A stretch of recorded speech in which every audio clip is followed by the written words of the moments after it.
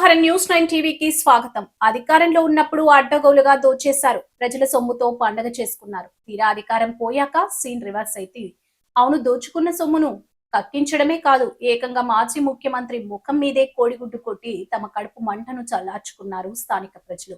ఇప్పుడు దేశవ్యాప్తంగా ఇదే హాట్ టాపిక్. ఒక మాజీ మంత్రి ఇంట్లోకి చొరబడి ఆయన ముఖం పైన కోడిగుడ్డు కొట్టి బూతులు తిడుతూ జనం చేసిన రచ్చ ఇప్పుడు సోషల్ మీడియాను షేక్ చేస్తుంది.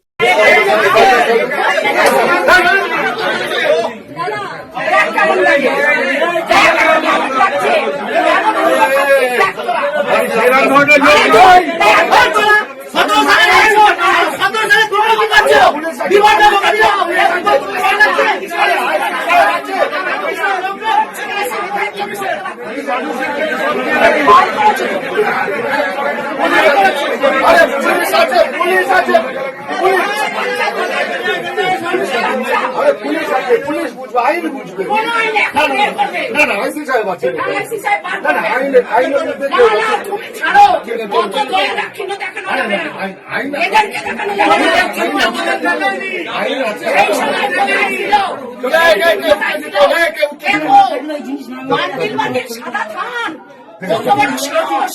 ঠিক আছে ও সাদা থান দেখেছে, ও মেয়েদেরকে কি মনে করে সাদা থান কাকে পড়াবে?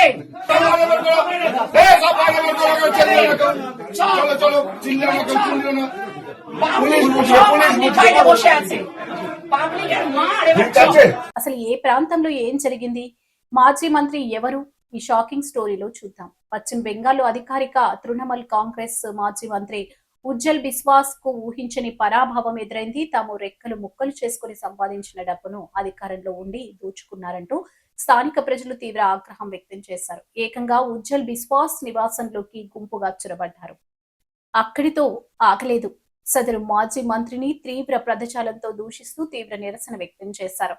ఈ క్రమంలోనే ఒక్కసారిగా ఆగ్రహం కట్టలు తెంచుకోవడంతో ఒకరు నేరుగా మాజీ మంత్రి ముఖంపైనే కోడిగుడ్డుతో దాడి చేశారు. ఈ అటాక్ తో అక్కడున్న వారంతా ఒక్కసారిగా షాక్ కి గురయ్యారు.